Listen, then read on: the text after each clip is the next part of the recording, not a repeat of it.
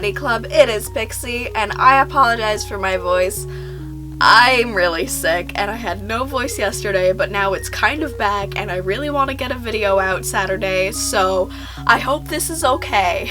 I asked on Instagram and Twitter, I believe, like a couple months ago, I was like, hey, what if I started like a big sister advice series sort of thing, like an agony aunt send me your problems sort of thing. So I opened up a Gmail account, dearpixielocks@gmail.com, and I got a ton of emails. So, unfortunately, this was a while ago, so I hope none of you have died waiting for my advice. And B, I cannot reply to everyone. I have 460 emails, which is amazing, but I hope you find peace in your own way, because my advice also might suck real bad. Also, I've worn this sweater a couple times online, and I just get flooded with questions asking where it's from. This sweater is from WC, but it goes out of stock really, really fast. And I also wanted to do this in like a comfy little slumber party sesh reminiscent sort of vibe. I really like the concept of slumber party sesh, but I feel like the content is just like me talking about whatever, so I feel like maybe if we move the Dear Pixielocks series to the slumber party sesh sort of comfy vibe, big sister, come sit on my bed, oh nay, sad. Asia H asks, Dear Pixie, I just changed my major in college and had to move back with my mom because of money problems.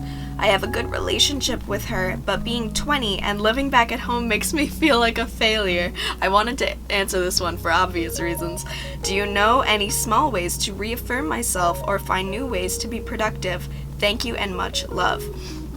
So, I turn 20 next month, and I still live at home. So obviously, I really don't think there's any shame in that. I know it can feel hard when you've already gone to college or you've already moved out and you've taken that step and it doesn't work and you feel like you have to fall back on your parents as a plan B, and I get that. And I'm sorry that you're feeling that way, but there really is no shame in it. Dude, so many people have to do that. Life is scary and life is hard, and depending on the city you live in, living on your own can be expensive as hell. The only reason that I'm still here is because to move out I have to go to a different province, and a lot of people will fly across the world like as soon as they're 18, but I just personally wasn't ready for that. And if you're personally having some struggles and you're not able to live on your own right now, there's no shame in that, darling. It's totally okay. It is so normal.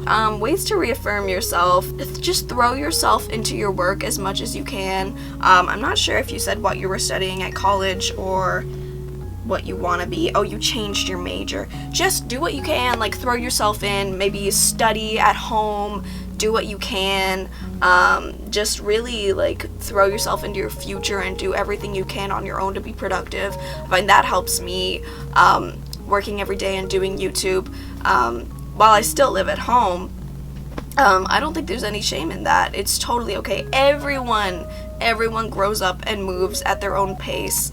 And my art teacher had a really good advice on that. Like, although a lot of people will go straight from graduating high school into college and move and like just completely like that is the linear like way it's supposed to be, there really is no one path. There's no one way it's supposed to be. So like, you're okay. From one 20-year-old to another 20-year-old, it's totally fine. Family is there for a reason, and if you can't, fall back on your family in times of need, then like, why? Like, then what are they there for, you know what I mean? It doesn't make you any less successful. I feel pretty damn successful living in my parents' basement. Kat says, hiya, I'm just going to get straight to the problem, cause girl, I need advice bad. There's this girl who goes to my school who has an amazing pastel wardrobe, and she's super tall and just overall goofy girlfriend material. However, I have terrible anxiety and cannot bring myself to talk to her. It doesn't help that her friend group is also such Instagram fashion goals and are actually YouTube famous. Who are they? It's like I can't even reach their level. I just want to tell her she's a cutie, but I don't know how. Please send help. I know it can feel super intimidating to talk to someone who not only is like beautiful and gorgeous, but also might have like a social media following. I definitely feel that way about other people in like the YouTuber blogging community. I'm like, but I mean, you really just have to kind of make the first move. And I mean, if they're gonna be jerks and if they're gonna be like, toss, I'm better than you, I don't have time for people with like X amount of followers, then they're assholes and you shouldn't like them, right? That's the thing, is if you reach out to someone and they respond in such a nasty way, well then like bullet dodge, then you know that you don't want to waste your time on them, because like, ew, I don't want anyone who's gonna be like that. Sorry if that's terrible advice, but like, I know anxiety's awful, and hard, clearly, but just if you can work yourself up and kind of stick to that, like, okay, if it goes well, that's awesome. If it goes poorly, then like, they're lost. I was having that problem actually, with some of my current friends. I made a friend with a friend of a friend, recently. We all hung out around New Year's, and he was like, I thought you were gonna be an asshole. Literally was like, I saw that you had a YouTube channel and I thought you were gonna be super stuck up and full of yourself. And I was like, awesome, I'm so glad you told me this. And now we're really good friends and we talk every day. And it's hard to have like, I don't want to be like, it's so hard to be a YouTuber, but it does kind of make you sad when people that then become your friends are like, I was really scared to talk to you because I thought you were like super intimidating, or like I thought you were stuck up or full of yourself or asshole just from what I saw on social media and like what I assumed. So they're just people. They're just people. It's okay. It can be okay. Emily asks, Dear Auntie, Mama, I can't remember, sorry, Pixie, how do I get a GF? Girls are so pretty and I am so scared. I'm a girl. Think. I like the gay theme that we're going with. Girls are very beautiful, can agree, and wonderful. It depends on how old you are. I find, and I don't know if this is bad advice to give, but going out to like bars or even all ages shows, the only real bar that I go to is like kind of a hipster me. Where they have like music shows and that sort of thing, and like different bands will play. We have a really awesome music scene here. But I only just turned 19 last year, so up until then, 19 is the drinking age in Canada, in most of Canada. Up until then, I would go to the all ages shows. Join a GSA, join a Gay Straight Alliance, go to Pride events, go to Pride parades, go to LGBT youth things. I'm sure you probably have like just go on Facebook and search like your town and then like LGBT or like Gay Straight Alliance, because a lot of towns will have like little communities or Facebook groups, and they'll like meet up and like have little events and stuff. So yeah, just maybe start there, because it's hard to just kind of like open your doors and be like, I'm ready to meet a woman, because it's hard to tell like who's straight and who's not. This is the issue. So yes, my advice is like, look for the gay first, and then within the gay, look for the woman. Matthew asks, Dear Pixielocks, I'm having quite a few problems at the moment, but one I want to ask for advice with is me being a trans dude and wanting to do fairy K. I want to pass as male so much, but I also love pastel fashion that's really OTT, over the top. I'm sure everyone knows that. I know you're not trans, but I thought you might be able to help. Any kind of suggestions and stuff for what I could do would be really nice. Love you lots. I'm sure there are maybe, Facebook groups. Just find other people maybe. Definitely in the silhouette, you can find like skinny jeans or overalls. Lazy Oaf is a good brand. I know Lazy Oaf is a UK brand, but they do have cute pastel-y things and things for dudes as well. Even like try thrifting, dude. There's so many cool things you can find. A lot of fairy K is very 90s retro-y inspired, and lots of pastels, of course. If you can get like a staple denim jacket, ooh, and like put some pins on it and stuff. And of course, like, I'm a girl, I'm a very feminine cis woman, so maybe my advice sucks. I'm really sorry, I just want to help. But yeah, if you definitely want to go for a more masculine fairy K, I think definitely you can still have all the pastels you want, And maybe, yeah, just try for a more masculine silhouette. Sorry if that's terrible advice. If anyone has better advice, if you're a dude or a masculine person who likes to wear fairy K, please help better. I'm really sorry. But you're really cute and beautiful. You're a beautiful, handsome boy. V asks, hello Pixie. I'm really into costume designing and just odd/alternative fashion creations in general. And I always have these fantastic ideas and fun stuff I make, but I'm scared if I try to post it online or sell on Etsy, somebody will steal my ideas. I have that fear too. Do you have any advice or helpful thoughts in this matter? Have you ever come across similar problems? I had a big drama on Instagram a while ago that was like flipped the other way around. I made myself a tennis skirt where each pleat was a different color, and I was so proud of it and I was so excited, and I posted this picture and I was like, look, I designed and made this myself. And then I woke up the next morning at 5 a.m. and some other designer had tagged me in this picture that was like, Pixielocks is a thief and a copier, and I was like mortified because she had apparently made like a very, very similar looking skirt, and I'm not gonna lie and say that they don't look similar, because it really looks similar. And it was like, how dare she like take advantage of my childhood memories because I made this skirt based on my childhood memories, and I had never seen hers before. So I immediately felt like garbage and I was terrified. And I went to her and I apologized and I took down my picture and I was like, dude, I'm so sorry, I never saw yours. And then I actually received a bit of kind of backlash, kind of support from people saying, why did you take it down? It's just a rainbow skirt. Like, yeah, they look similar, but no one owns rainbows. It's just a rainbow tennis skirt. Like, why would you take it down? You need to stand up for yourself more. Anyway, me and that girl made up. She apologized for, like, kind of slandering me out of, like, nowhere. I apologized that they were so similar and that they looked similar. I put the picture back up and I just took out the fact that I designed it, even though I don't know.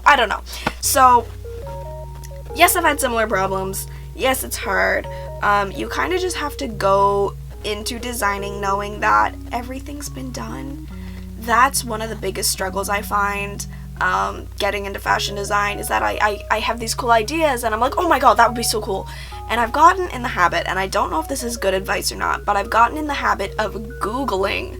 Now, traumatized from the Instagram event, I will come up with an idea, think it's awesome, Google it to make sure it hasn't been done exactly the way I'm thinking.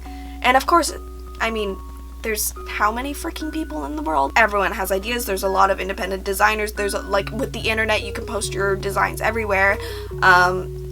I mean, are there any original ideas anymore? I think so, but I also think we don't really have to completely strive to make the most unique thing ever. It's okay to just make things for fun and to like them. But yeah, I have started Googling, because then if I'm like, I want to make a bunny candle, I just put two words together, I will Google bunny candle, see the ones out there, and then kind of be like, okay, what can I do so that it's slightly different? And again, you don't have to be the most original, unique person in the world. Like, things exist, but also I just don't want anyone to think I'm copying them. Amberly asks, hey Jillian, how have you dealt with super rough times in your life? I'm going through a med change. Oh my god, me too, it's awful. And betrayal by two of my closest friends. Ew, kill them. And I'm looking for some tips on how to keep my spirits up and on self-care. Love ya, B. Also, please come to San Francisco. I want to give you happy hugs. Okay. Definitely my main, like, I'm just thinking, me personally, how have I gotten through some of the hardest times of my life? And I think the most important thing for me in those times was to make sure I was talking to people around me. I made sure to make sure my mom and my friends and my partner, if I had one at the time, knew, like, hey, just so you know, like, I'm feeling a little bit weird, I'm feeling a little bit scared, I'm worried I'm gonna relapse, like, maybe I haven't really been eating, if you are brave enough to kind of, like, break your internal struggle to admit that to people. I only had this much to eat today, or, like, I cut the other day, and it can be really hard to admit that. And my biggest fear was always, I don't want my mom to send me back to therapy. Therapy did not work for me. at all, even a little bit. I'm sure it works wonders for other people. It did not work for me. I think you just need to kind of really sit down and talk with your support network. I really hope you have a support network, and if not, come join the Confetti Club Facebook group and we'll be your support network. But yeah, my most important thing was communication, so that, and I mean, you don't want to like put your burdens on other people. So my advice to you going through freaking friends betraying you, first of all, don't actually kick their cut them off, block them. I know sometimes people think that that's petty, but it really helps. I recently blocked someone from my past and I feel a lot better. And it's not because I hate them. And Drew Monson had a really good quote on this. He was like, I would pay $1,000 for an app that makes it so that I never have to see a picture of you again. And it's not because I hate you, it's because I don't want to be sad. It's not because I hate you, it's just because it's easier for me to move on. And my last piece of advice for that is just to take it one day at a time. One day at a time. Like, be here tomorrow. Not to reference Logan Paul, but like, really just, you wake up, get some breakfast, like go to work. If you have a job, go to school. If you have school, take it easy. Self-care can be just as much as just listening to yourself. Listen to your body, listen to your mind. Right now, should I be filming? Probably not, but after this I'm gonna take a really good nap. Just listen to yourself as much as you can and don't push yourself too hard. Alright team, I feel like that is probably enough questions to fill a video. I hope you liked this. This is obviously my first video like this. Do you like the slumber party aesthetic? I just put these up there from the dollar store, but they shed everywhere, so my bed's really spiky and filled with tinsel right now, so I'm gonna change my sheets before I nap. This video's featured Confetti Club member is Mad KT Party, looking so cute in the You Look Nice Today tee with the freaking Sugar Thrills coat that I also have, and your cute pink hair. Oh my god, we could literally twin. I have that shirt and that jacket. We could be twinsies. You're adorable. Thank you so much for your support. I love you 2 bits. I love you guys all so much, and I will see you in the next video, which is not this one because this one is over. Bye!